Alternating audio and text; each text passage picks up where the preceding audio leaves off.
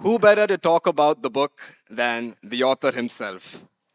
It is my absolute pleasure to invite Mr. P. Sainath, author of The Last Heroes, Foot Soldiers of Indian Freedom, to join us for this session. P. Sainath needs no introduction.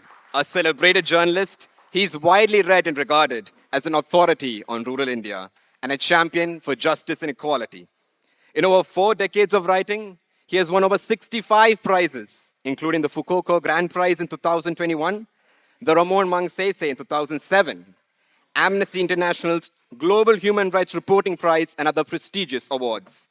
Mr. Sainath founded the People's Archive of Rural India in 2014, a journalism website and archive focused on rural India, its people, their lives and livelihoods. Pari is published in 15 languages and is free to access on all digital platforms. He is the author of the classic Everybody Loves a Good Drought, published in 1996. Sainath's recent book is The Last Heroes, Foot Soldiers of Indian Freedom, which was published in 2022. The 16 stories in this book profile and narrate the fight for India's freedom as told to Sainath by ordinary Indians, farmers, Adivasis, Dalits, men and women of tremendous courage. We are equally delighted to welcome Ms. Priti David, journalist, editor, and education editor at People's Archive of Rural India, who will be moderating the conversation. Priti David is a journalist and a teacher.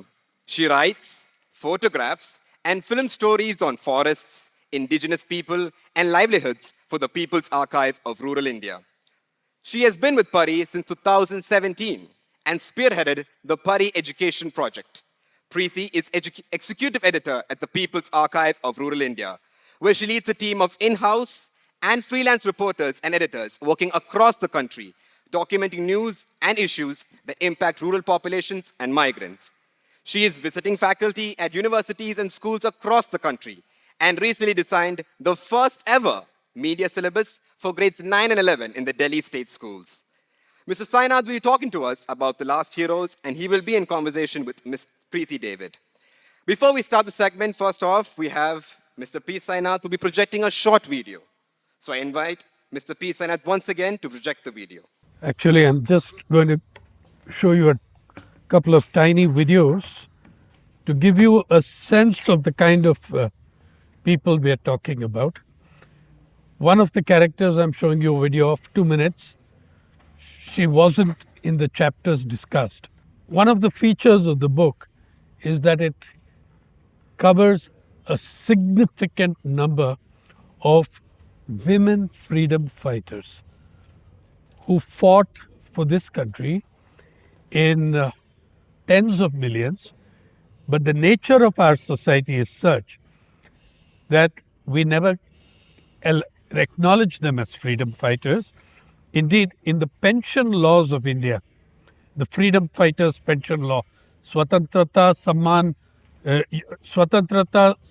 Sainik Samman Yojana, we define freedom fighter in a way that excludes women. Okay? Everywhere in the law, the survivor is described as widow, not spouse. Okay? So you're assuming that the freedom fighter who died is a male. And also the requirement of so many months in jail. A hell of a lot of women, especially those with the revolutionary underground, didn't go to jail. They just died. Right? They never went to prison. They were killed. And millions of others like Babani Mahato, and a lot of women absorbed this stereotype. Like Babani Mahato, the oldest of the freedom fighters in the book, kept insisting with me for the better part of a morning that I was not a freedom fighter. Why are you interviewing me? You're 20 years late. My husband died then, and he went to jail. And then we found out that what she did was incredibly more dangerous and difficult than her husband's. It came to the conversation came to an impasse where I asked her, okay, if it was all your husband, then it must have been very difficult for you when your husband went to jail. She said, no, it was much worse when he came back. So that was, a, a good signal. So I asked her, what do you mean by that? She said he never came. I was running a joint family of 25 people. She grew the food. Mind you, we're talking about the height of the Bengal famine, 42, 40. She grew food. She transported the food. She cooked the food. She fed a joint family of 25. And she said, and that fellow, my husband, whenever he came, he would bring 20, 25 people with him. I had to feed them. But you know who those 20, 25 people were? Height of Bengal famine. They were on the run, revolutionary underground fighters hiding in the forests of Purulia who would have died without Babanis feeding them.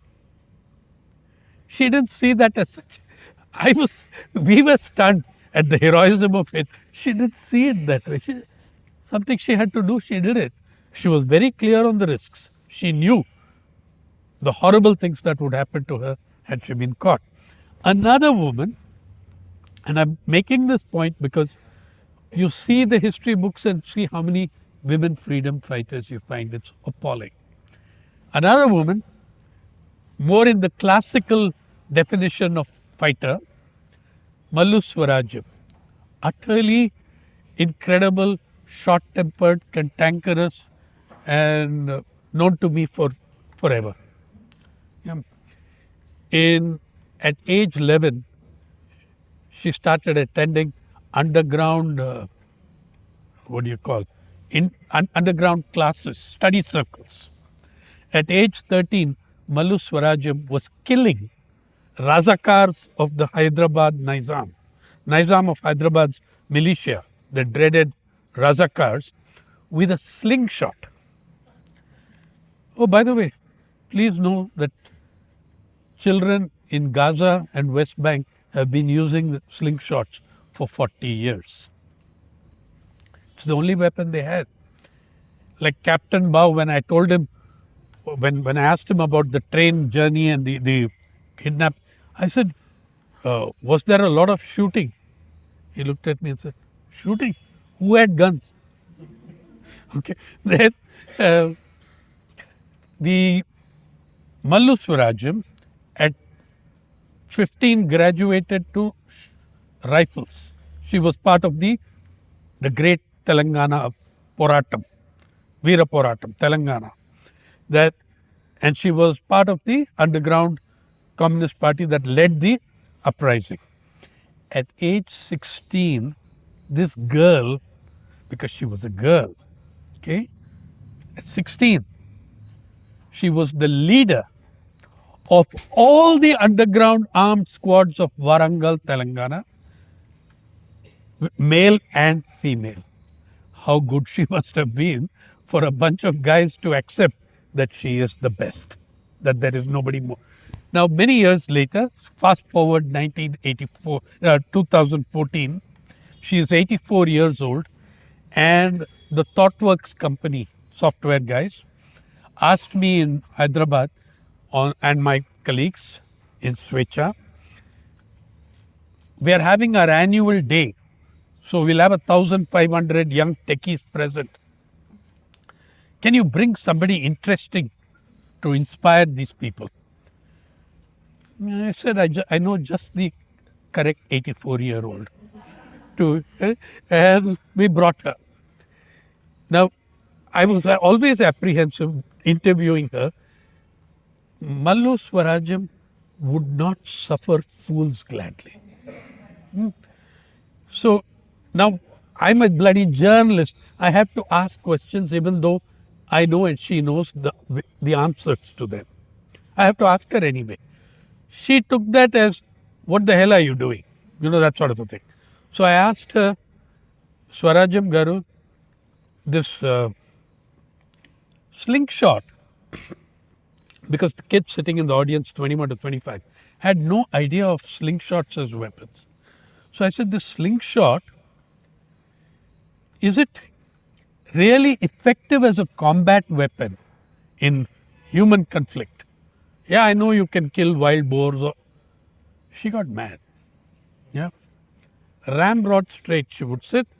Ramrod straight, she stood up and pulled out a slingshot, put a cricket ball in it, and swung it to the terror of everybody around there, including the translator who quickly backed off and sat down.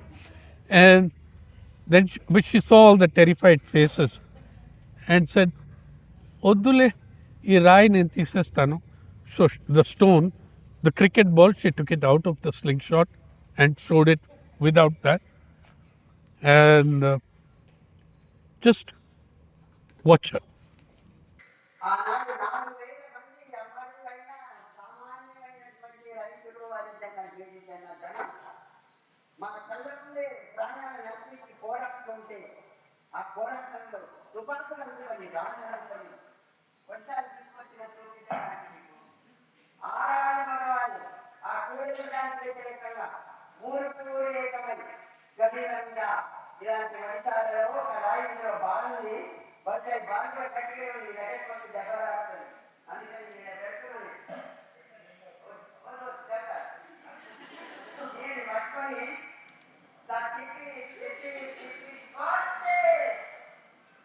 పోలీసులు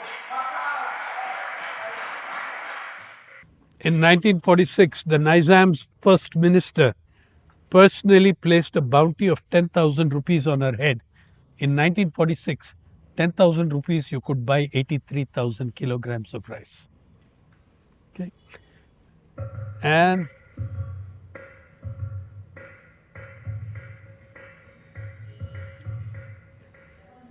last interview at 92.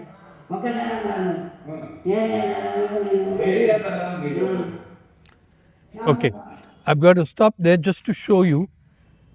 This is how this is a photo of Malu Swarajam leading her dalam at age 16. Looks good, doesn't it? And I got this in the Communist Party's archives, and they told me we didn't shoot this photograph. It was shot by the Nizam's secret police. Yeah. So these are the sort of people. One other little thing which I will show you is Captain Bao, the guy who committed or pulled off the greatest train robbery of that period, of the Indian train robbery, in which he, by the way, they looted enough to buy some, at the Bengal famine prices, they could buy 80,000 kilograms of rice or something like that. And I think that really, and what we should be discussing is what Captain Bao says, which is the first line in the book. I was ecstatic when I found out he was alive in 2016. He died at age 100, by the way. I was ecstatic when I realized he was alive. Went to get his memory back. We put that chair from his home on the railway track, and that's how he remembered it. But when I was praising him about his role in our freedom struggle, he stopped me and made me rethink the whole way of going about that series. He said, don't get it wrong. We fought for two things. We fought for independence. We fought for freedom. We achieved independence. And every one of these freedom fighters would tell you the difference between independence and freedom, which I think a lot of us need to reflect on. Yeah. This is Captain Bao at 94.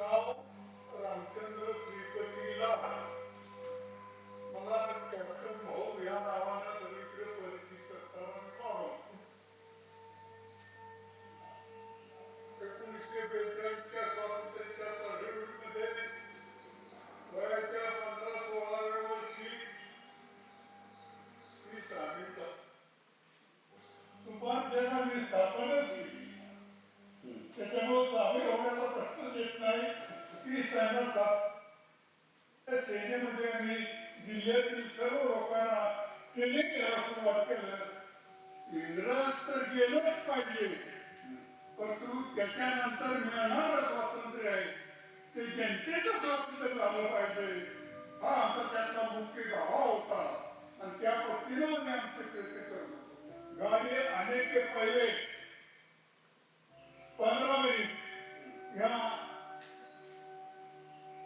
फक्त एका गाडीने आगे हा गाडी असली आणि गाडीने ते सगळं धोके पाहिले, गाडी रुकली गेली, पाठीमागं आमची दुसरी बळी उभा होती, त्या बळीनं लगेच पकडालं, गाडीला रोखली, गाडीवरती त्या रोडावरती दगड होती, गाडी जागेवर थांबली, त्याच्यामुळे गाडी पुढे जायला पगाराचीच गाडी होती, त्याच्यामुळे पगाराचे पैसे होते ते घेतले आणि निघून गेलो.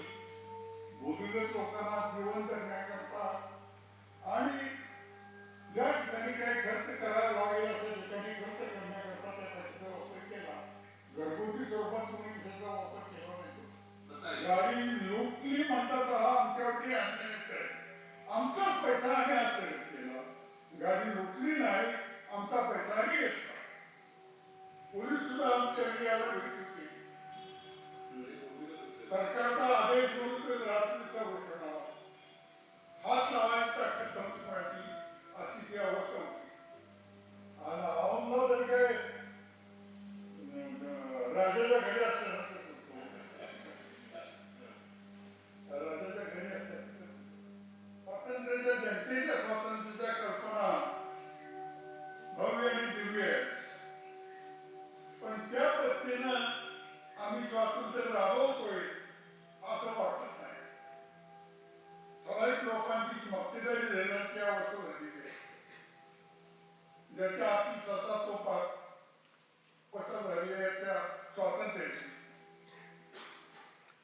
By the way, the Tufan Sena liberated and held 600 villages in Satara and Sangli, in which he is another cantankerous old warrior. When I tell him, you saw him actually ticking me off when I asked him, when did you join the Tufan Sena?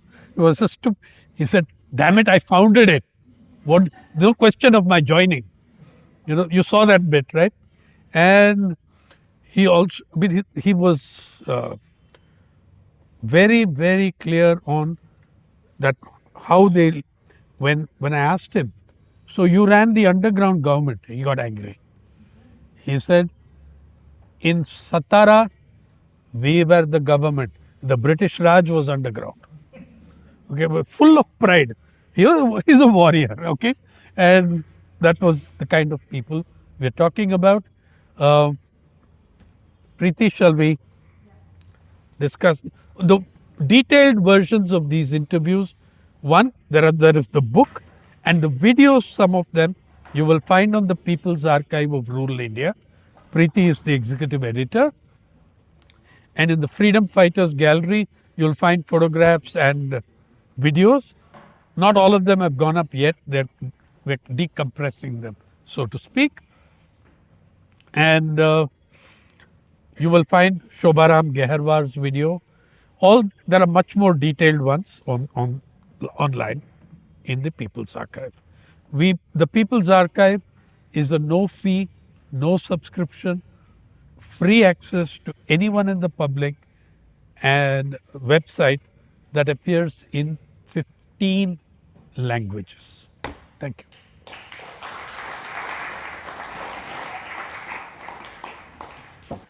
So I'm going to do everyone a favor and keep my speaking to a minimum, because as you can see, Sainath is a great storyteller.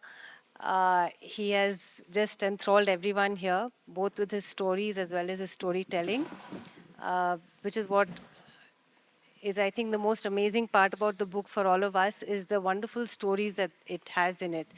And I'm going to start by asking Sainath to tell us a little bit about the urgency to do this book. You often said that you were running against time when you started to write this book and the idea of the book. So would you like to talk a little bit about? Well, actually, I was born in a freedom fighters family in a family of the freedom struggle. Yeah.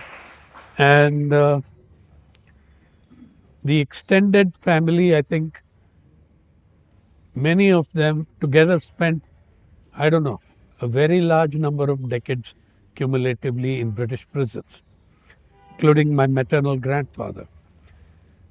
So we grew up meeting very interesting people. There were strange looking people who would come to my granddad's house, and after they left, he would tell me, they brought you independence. My granddad benefited from his role. He went on to hold high public office. But these were people, they never benefited a thing. They never gained a thing. They were farmers, laborers, artisans, forest producers like Salihan. They forest produce gatherers. They were masons. They were couriers. These were the sort of people. And both, all the great names of your independence battle will themselves tell you. Gandhi said it in 1931. Bhagat Singh said it a year earlier. That we great men are not the cause of your revolution. Ordinary people are. In 1931, Prema Bai Kantak writes a very gushing letter to Gandhi in Yerwada prison about his bringing a revolution. Gandhi, being Gandhi, reverses the postcard and writes in one line, great men appear to be the cause of revolutions.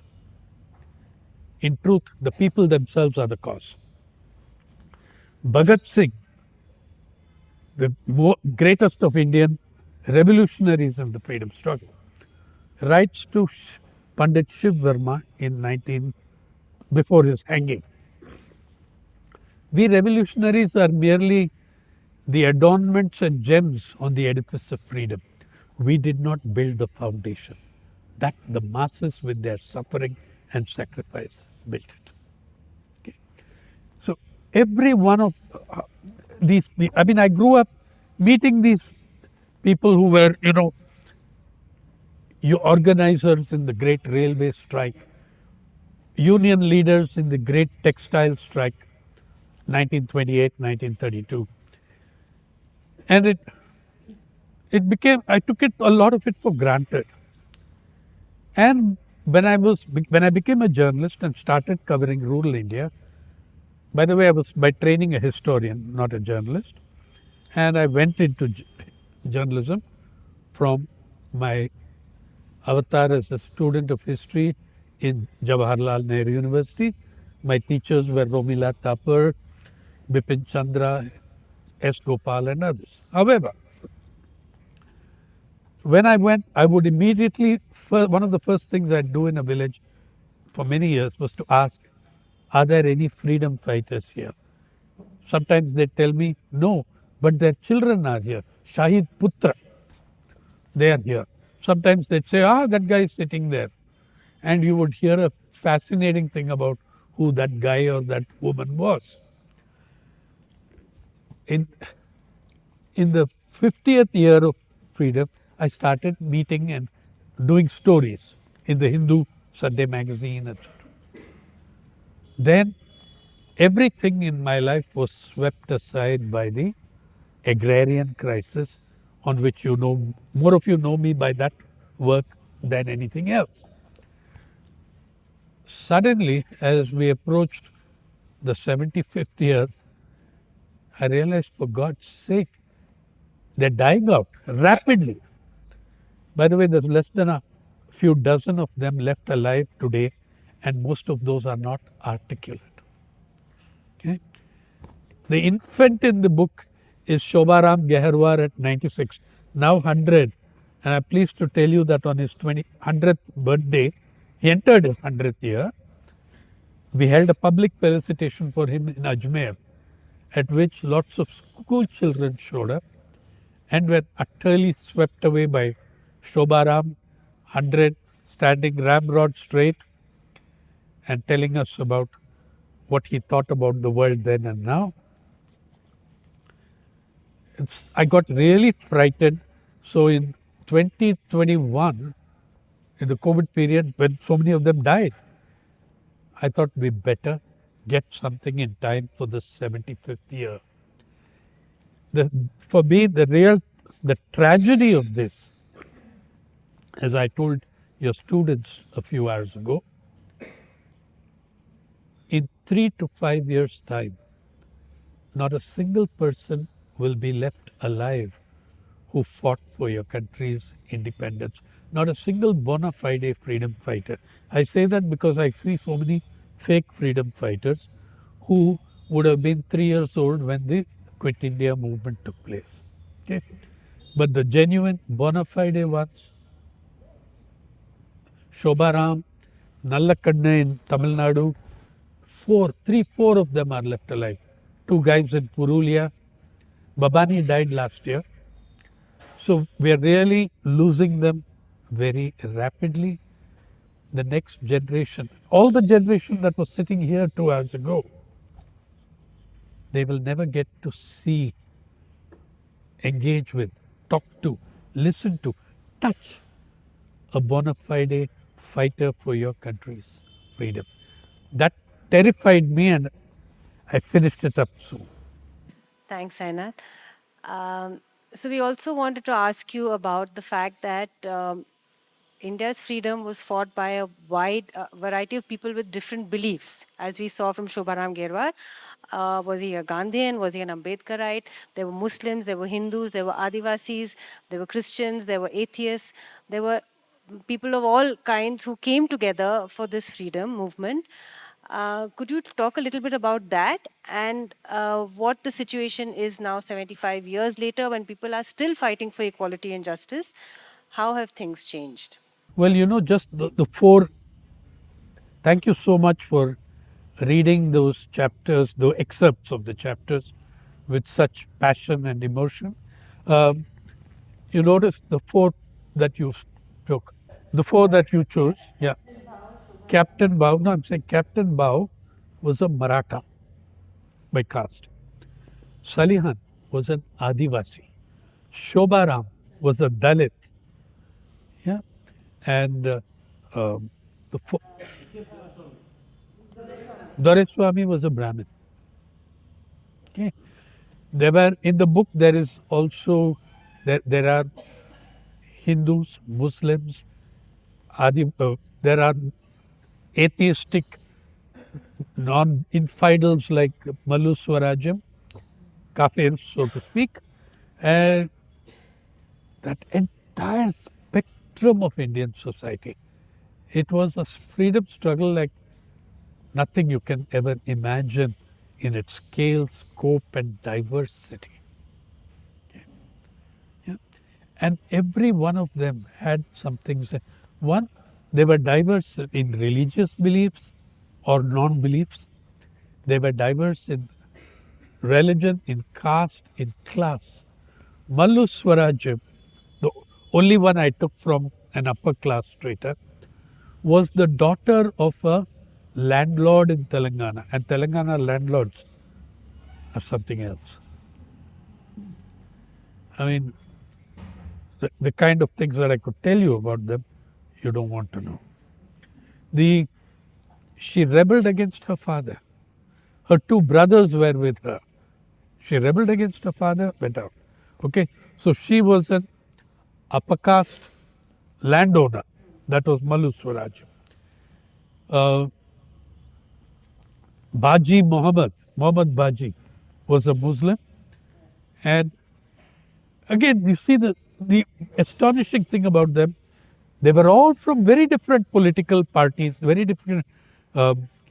Captain Bao ended his life as a big man, and as a big, still supporter of Peasants and Workers' Party. Nallakanna and Shankaraya were leaders of the CPI and CPM in the state of Tamil Nadu, the Communist Party. Baji Muhammad was a congressman, yeah, and one of those strange characters which you get only in India, a Muslim heading the Anti-Cow Slaughter Society of Odisha. Okay, And I mean, this is India. You do get these characters, okay? And so that huge diversity was there. There was Ganpati Bala Yadav, who was in the in the he was so delighted that we insisted on calling him a freedom fighter. He was a courier for the revolutionary underground, carrying food into the forest, carrying deadly, very dangerous messages like Shobaram himself did. Shobaram carried some messages to Ambedkar from the Congress in Ajmer, appealing to him about mobilizing Dalits and whatever. The guy who was the cycle courier, Ganapati Bala Yadav, we went to his, you can see the video on and the story on Pari, on People's Archive. It was just amazing. When we did the first interview, he was 98 and he was cycling 20 to 30 kilometers a day. Yeah. Tell them about how he came back to the village when he. Yeah. When we, oh, sorry. Yeah. When we went to meet him, a local journalist, Sampath More, said, I'm bringing him to my house, you come here. I said, no, Sampath, we should go to his house. He said, no, he also wants to come to my village. There's about 5-6 kilometers between the village, each way. So you go and come, you're traveling 10 kilometers, 12 kilometers. We got caught in a bad traffic and logistical situation. We came a few hours late. Sampath said, the old man has already been here and back to his village and he's coming again now. He did 20, 30 kilometers right away to come and call on us in peak summer, in May, mid-May.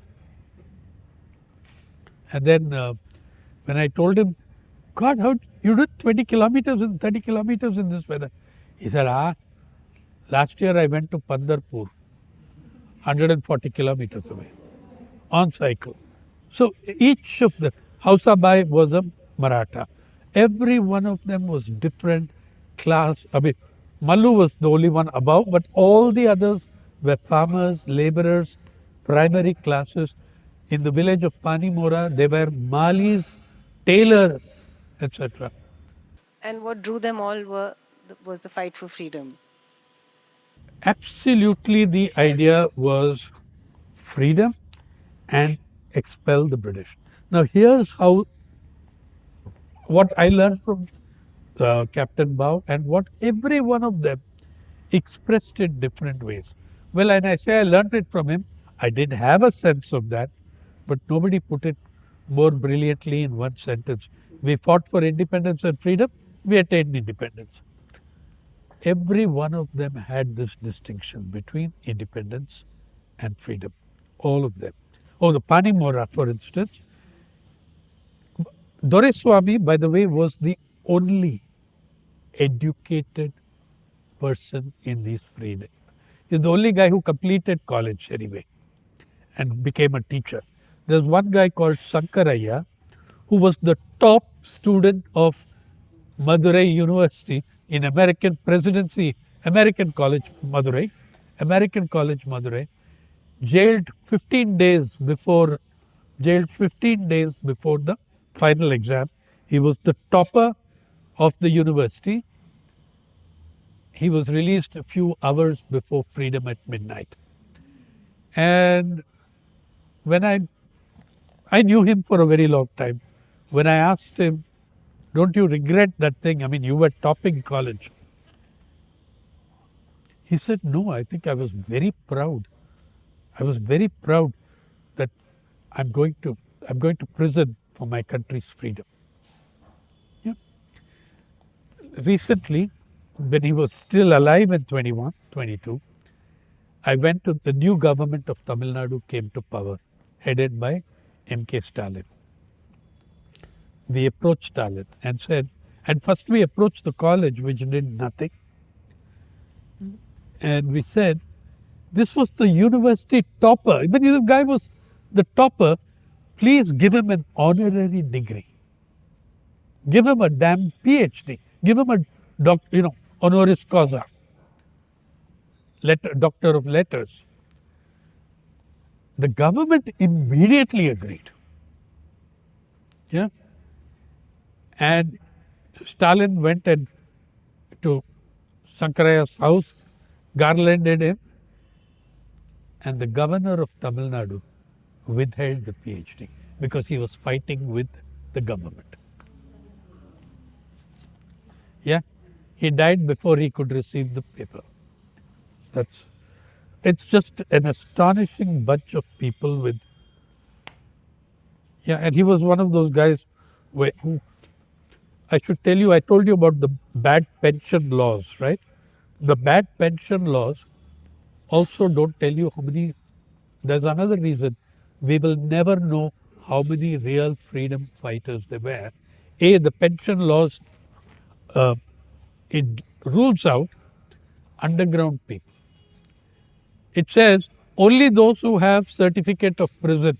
In fact, what we are doing is we are asking the British Raj to certify who our freedom fighters were. Yeah, and then the underground people. I mean, it rules out most of the Indian National Army of Netaji Bose. Right? They didn't go to jail; they died. Right? So you have this kind of situation as well. But the other thing that you don't know, and most generations now don't know, millions of people declined to accept the freedom fighters' pension. 3 of the people in this book. They refused to accept it. Nallakanna and Sankaraya. I asked Sankar, what happened at the time in 1972 when the 25 years and the pension was announced? The communist parties, which had played a very major role in their underground, was theirs. They declined. They said that no member of ours will accept a pension. And a young Sankaraya then said, we fought for freedom, not for pensions. So, So that Sainath, can you tell us a little bit about there are people fighting for freedoms today in India as well? Uh, what is the what are the stark differences that you see? Well, the first thing is that, one, and that also is the difference between independence and freedom. All these freedom fighters saw correctly independence was an event. You threw out the foreign ruler and gave yourself a nation state based on citizens' rights. That was an event. Happened 1947. Freedom is a process. In our lifetime, we may never see it complete. All of them say it. Yeah. But all of them in this book, they continued to participate in movements and struggles till the very end of their lives, like Doraiswami's. Yeah. So they fought that idea of freedom, what it meant. And actually, I would like to share that with you. Everybody expressed it in different words in different ways. But if I have to tell you where you can find an essence of their idea of freedom, it would have to be the preamble and the directive principles of state policy of the Constitution of India. The right to work, the right to life, including right to dignity, and right to food and nutrition, right to shelter. Okay, these were the preambles, justice for all, social, economic, and political. Thank you, Sainath. I think we'll open the floor to questions from the audience. Um, please raise your hand if you'd like to ask P. Sainath. So there's new history emerging, particularly with a book written by Rohit Dey and Ornit Shani called Assembling India's Constitution, where uh, we have evidence of people's participation in the making of the Constitution, where just around the time when the Constituent Assembly was formed and the draft constitution was released, people started writing letters, and there are thousands of these letters written by Adivasi groups, school children, various professionals. So, in your interactions with freedom fighters, did they already talk about constitution making? What was their idea of the constitution? I mean, when around 46 to 50, what was their recollection of what happened, and how do you see? Did they actively try and they may not have been members of the Constituent Assembly, but what would have been their? See, Shobaram, Sankaraya, Nalakanne had vivid memories and strong views. Remember, they were members of political parties, Congress, CPI, CPM. So they took a great deal of interest in 4650, though the two of Sankaraya and Nalakanne were still coming out from the underground. They followed and they believed, they wrote about it in their party papers at the time. They believed in the socialist, secular, democratic republic. Yeah. And all the others who did use this language also came across as this is what, you know, the DPSP tells you what those views are. They are highly socialistic. Ambedkar, in fact, felt there was no need to put the word socialist because it was self-evident and so obvious. Right? So that's all of them had that sense of the constitution. In fact, the constitution process making it was widespread and there was huge participation. Like in the freedom struggle, in the making of the constitution, one political force stood aside and would have nothing to do with it. In 1950, 49-50, as the draft constitution was put in the public, the RSS organ, the organizer, ridiculed the constitution, ridiculed it, ridiculed the flag, made fun of everything, and heaped abuse on it. In 1949, in November, after the, November 25th, 1949, Ambedkar makes his famous speech, which I believe is the greatest speech ever made on inequality in an Indian legislative body. The organizer writes, there is not a whiff of Bharatiya in this so-called constitution. It is a bunch of borrowed hodgepodge ideas pasted together, whatever, where we should be drawing from our ancient, historic, legendary jurisprudence, Manusmriti. Okay?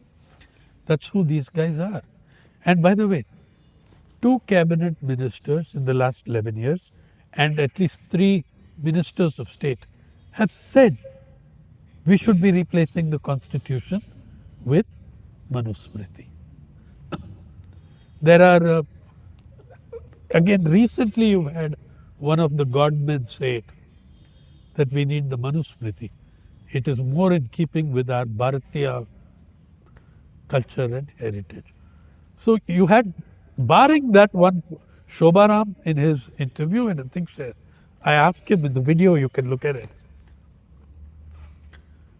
Who were those who participated in? He says all these people. I said, you didn't mention RSS, did you? He said, wo ek ungli pe nahi kata. They didn't receive one cut on one finger. Why are you asking me about them? They don't belong to the freedom struggle. Yeah. So people had a good idea of it, and you're right, Adivasis, Dalit groups, many of them, many people wrote to one of the earliest coming into the parliament also, but in the Nagappa wrote that we will give up, reservation in return for land reform and reservation only in the armed forces. Okay, so there was a lot of conscious debate over it in a very large number of people. But they were united on the idea. They came together throw the Brits out. You see, I went to school still in the Presentation Convent of the Sacred Heart, known better as Church Park, Chennai, where we read about Greco-Roman civilizations and how Horatius stood on the bridge across the Tiber and prevented the barbarians from. Now, I came from a freedom struggle home, and I kept wondering who those barbarians were. It took us a few years to figure out it was people like us. Right. So then the the way we were taught, we still had textbooks till we were 10 or so that spoke of the sun never sets on the British Empire. Yeah. My granddad, who was expelled from Ireland, a young idealistic Indian who goes to Ireland, joins the Easter Uprising and is very lucky to escape with his life. The Irish had a very different take on the sun never sets on the British Empire, at least the revolutionary Irish. Their take was the sun never sets on the British Empire because even God can't trust those bastards in the dark.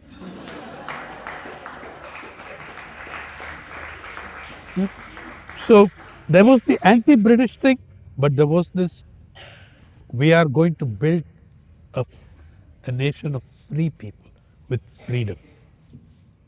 So actually, you didn't, for the opposition, I mean, for the accusation that the Indian constitution is not Bharatiya enough by RSS, you didn't mention what was Ambedkar's reply to it. Can you throw some light on it? No, well, I'm not,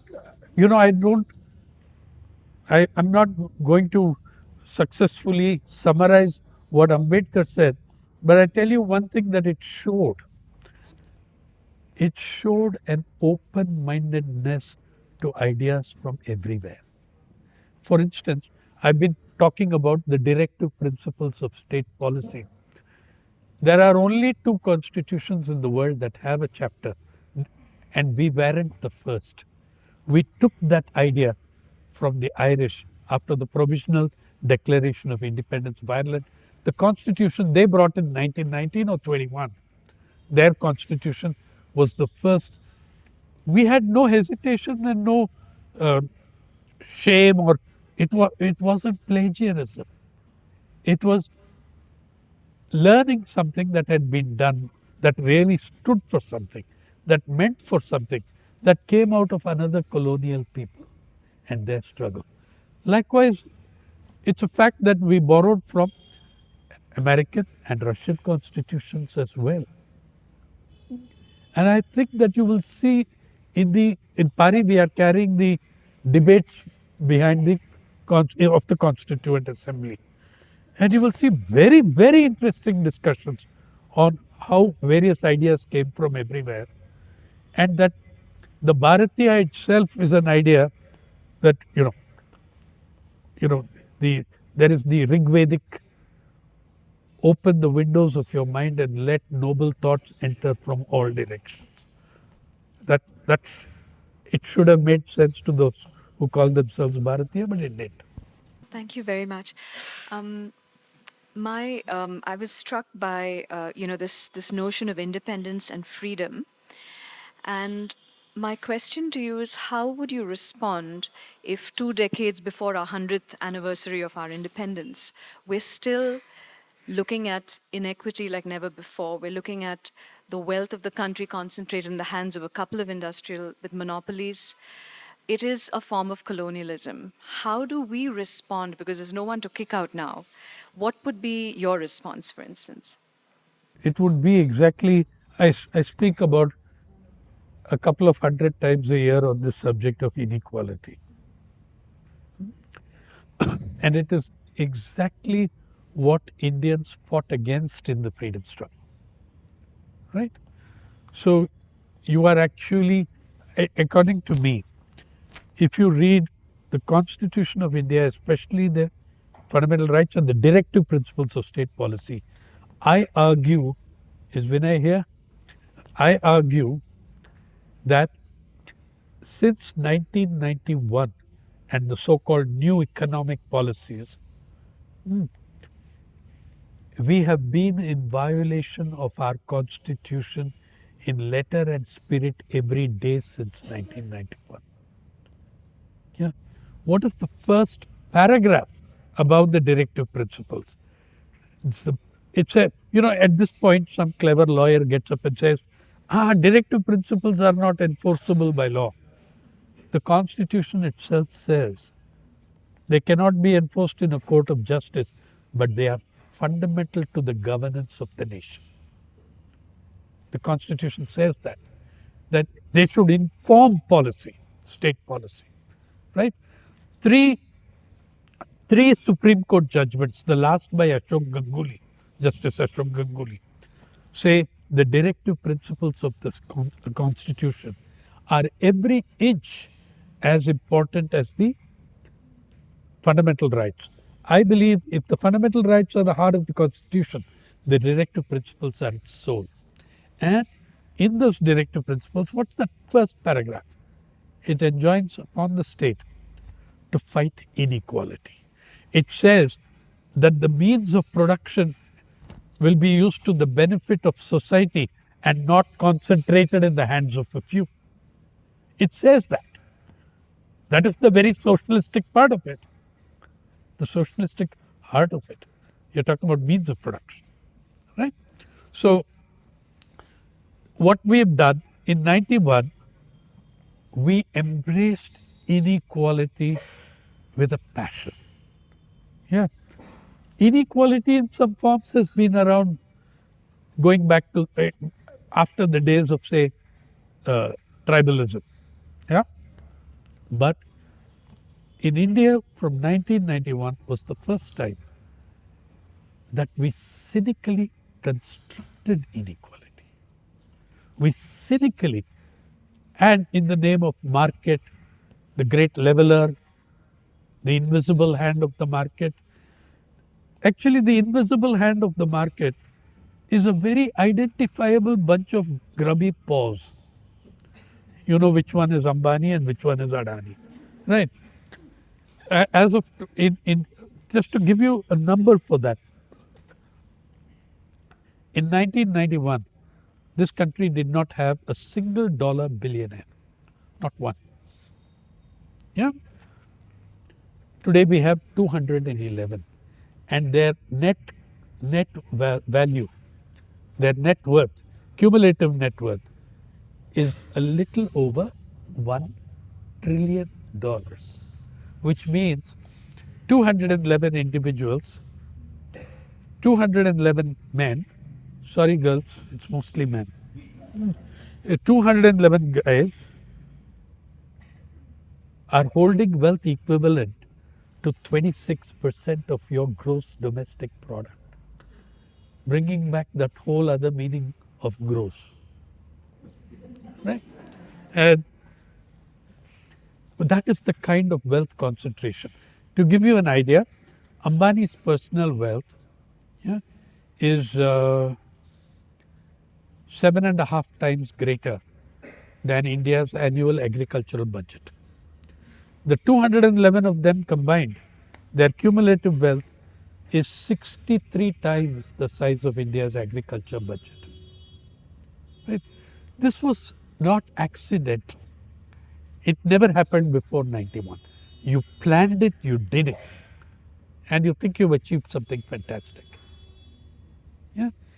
And so a country which ranks today, we rank number 3 in the world of billionaires. I'm going by Forbes, my favorite website. And the same country that ranks 3 in the Forbes list of billionaires ranks 131 in the United Nations Human Development Index. Yeah, that's my comment. Okay, thank you. There's so many thank yous to this foot soldier, Sainath ji. I don't know if you remember me. So I just wanted to ask, are there many thank yous? Because when I read your book also, I myself was amazed by the number of women that are hidden, invisible as always. And the part they played in the freedom struggle. Just one question I have is that related to uh, the the entire India that we talk of and the freedom that, I mean, very well said, it's not independence, it's freedom. Freedom is a process, and that process continues today. The class struggle still continues today. But the way it is going is, as for long, very long, with the RSS too there, the entire caste cultural revolution that is needed is still taking a long time to come. And we are a caste civilization more than a class stratification. So in this era, for the children of this era, for the generation of this era, where global culture is entering into Jati culture, and the entire mess that is happening on all over in the homes, added to that is the digital revolution. So what would be your take, or what would be your comments on how will we move forward towards a See, culture? the thing is that um, it's class, caste, and gender. And now we have to add, to that we also have to add, I mean, to me, nothing happens without addressing the issue of social justice. It's not an accident that when they formulated the preamble, they say justice, social, economic, and political. They privilege social. Social comes before economic and political. It's not an accident. So that's true. However, I think that you look at the peculiar complexity of India. In the last 100 years, many tribes have moved towards becoming castes. Okay, you can see that. I mean, if you go to Delhi, Mizos, who are a tiny population, have some 7 churches. Okay, because they're morphing into caste groups from being Adivasis, and both together are morphing towards more and more class stratification as well. You can't escape that. See, the thing is, it's called capitalism. Okay, and so this globalization. What is it? I mean, it was neoliberal globalization pushing a form of market fundamentalism. One thing that Trump has done that you have to give him credit for is completely, I mean, the hypocrisy of the West and its approach to this stands naked. Here are the guys who set up the WTO, forced you to join it. Yeah? And now, when it has served their purpose and is no longer useful for their need, they throw it, they junk it. Okay? Second, here are the guys through the IMF, World Bank, 50, 40 years they've been telling you export-led growth. Yeah? And everybody has put their eggs in that one basket. And then some big basket comes along and says, 150% tariffs on you. And I don't give a shit about the WTO. Okay? If the WTO doesn't do what we want, we'll shut it down. You're already collapsing the United Nations by withdrawing funds from it, from UNESCO, from UNDP. The World Health Organization is in financial collapse. Okay, so that complete exposure of export-led growth strategy. If you are still stupid enough to believe that you are going to attain prosperity and eradicate poverty through export-led growth strategy, I would really like to export you to Trump. Okay, I'm just going to take a minute to request everyone to please also have a look at Pari has a very important project called the Faces Project, in which we have faces collected from across India, across demographics. It's in the next room. It's very central to what we do at the People's Archive of Rural India, where we are documenting the history, people's history of our country. We are also documenting the facial diversity. So we'd really request you to come and have a look at that. Can I just throw in a line about that? We have collected faces from all over India. This idea, though I was experimenting with it in 2010-12, the idea really of having something like faces came out of a complete racist episode in this country, in the capital of this country. Bangalore is no stranger to how women from Manipur are treated. Okay? Yeah. In Delhi, a young boy, Nido Thanyam, from Arunachal Pradesh, and you'll find faces from Arunachal there, he was bludgeoned to death over a little argument in the INA market with shopkeepers. They surrounded him and beat him so badly, he could not go home to his parents that night because he was covered in blood. They said when the argument started, they called him Chinese. Yeah. And when asked by the Indian Express reporter, why did you beat him like that? They said, he looked Chinese. How wonderful. Yeah. So you find someone who looks Chinese, you beat them. At that time, the question occurred to me, so who looks Indian? Is there an Indian look? We discovered in Paris that there are about 1.4 billion Indian looks. There are people whose faces you could fit into one or the other continent. So we are mapping the facial diversity of India. And just like the rest of India's diversity, in which language, culture, food changes every 100, 200 kilometers, you will see that in faces as well. So please do have a look. It's right next door. I think we are running out of time, but if there's one last question, anyone would like? Yes, a quick one. What are your thoughts on the state of the left in India? I'm hardly an authority on that subject, nor am I a spokesperson for them. However, Mallu Swarajam tells you something in the interview, you should watch her. When I interviewed, 84, she was ramrod straight, standing up. In 92, you could see the last interview, how different she looked. How different she looked in the last interview. So I asked her, what is happening with the revolution?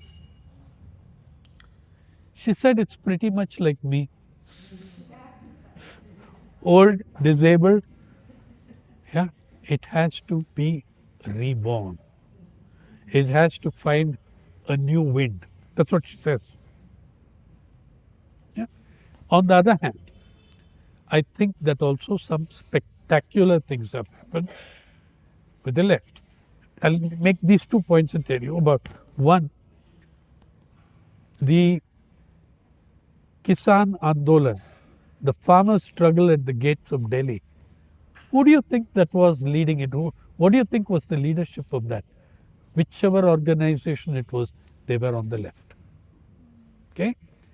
The Kisan, what your media never told you was that the farmers' struggle at the gates of the Delhi, led by the left, was the biggest struggle in the world in the past 30 years for justice. Yeah, and it was a struggle for justice. Now, you know which was the biggest one before that? And Mallu, it takes me back to Mallu Swarajam and what she told that 1,500 audience of techies. Yeah. Mallu Swarajam, but the biggest struggle before the farmers' struggle, the most famous one anyway worldwide, was Occupy Wall Street. Yeah, 2009-10. When 7 or 8,000 young people, mostly idealistic young techies, and I admired them and I respected them and I still do, they occupied Zuccotti Park in New York. It's a private park.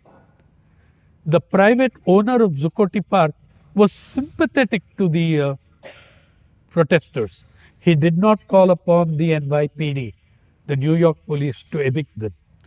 But 9 weeks into the struggle, the new mayor of New York told the NYPD, throw the scumbags out.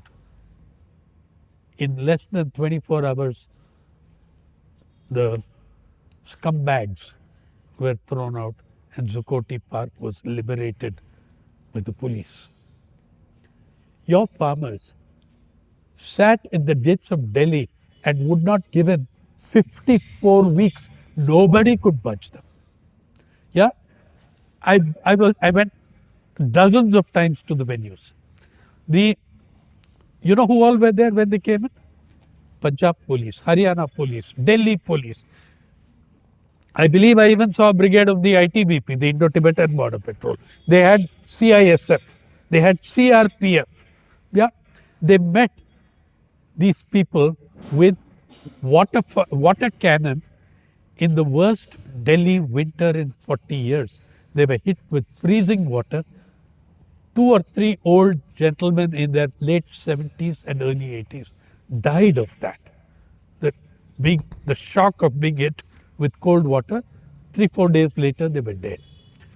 Then they dug, the government of India, breaking its own laws. You know, this government of India created a law on destruction of public property. You have to pay for it. And the same government dug 20-foot by 10-foot trenches on the highway to stop the farmers from reaching Delhi. They put up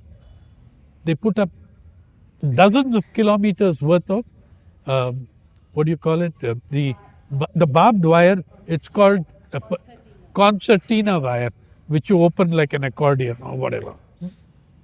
They did that. They did not give in. They said, we are not moving till you withdraw these 3 reactionary farm laws. That was the left, which created the agitation around that. Then finally, they left. By the way, 720 farmers died in the camps. 720. Negotiations are going on for compensation for them with the governments of Punjab, Haryana, etc. They just did not give in. By the way, historically, all your great uprisings in India, including the so-called 1857 mutiny, it was not a mutiny, it was an agrarian uprising. 1857, 2025, the Indian Jawan, the soldier, the Indian Jawan is a Kisan in uniform. That's who he is.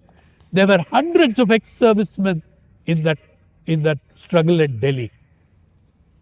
When I got onto the platform for the first time, it was like somebody was deliberately flashing mirrors in my eyes. I saw that it was about 200 ex-servicemen sitting there proudly with all their medals. Yeah, we did a story on 5 of them. Amir Malik did a story interviewing 5-6 of them. I was with him at that time. And they said, you guys are calling us Khalistanis. And at this very moment, our sons and grandsons are defending your borders.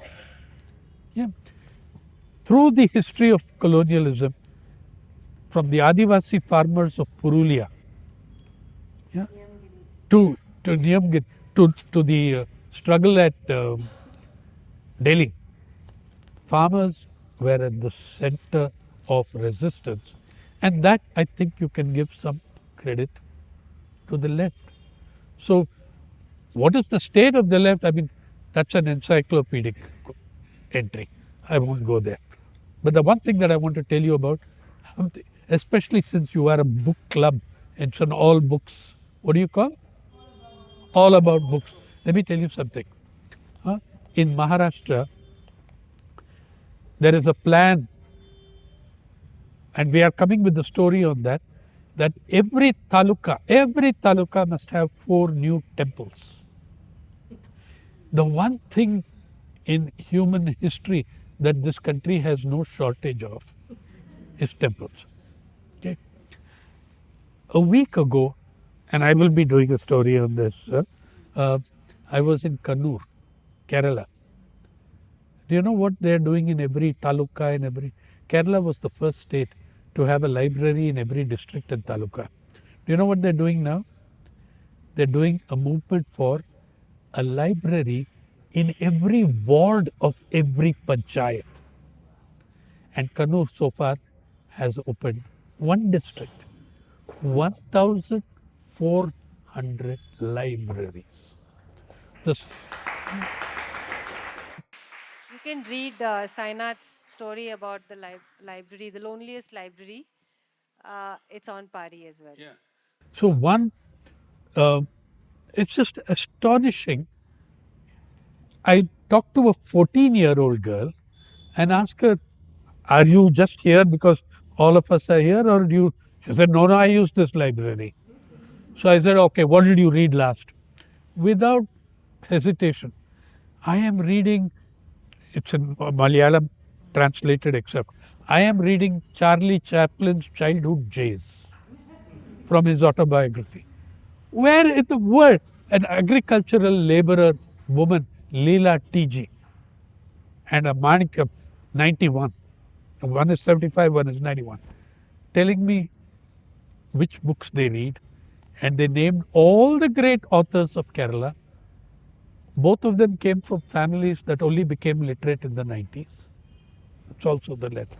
So if I have to look at what I would go with, temples or libraries, that decides whether you are on the left or outside it.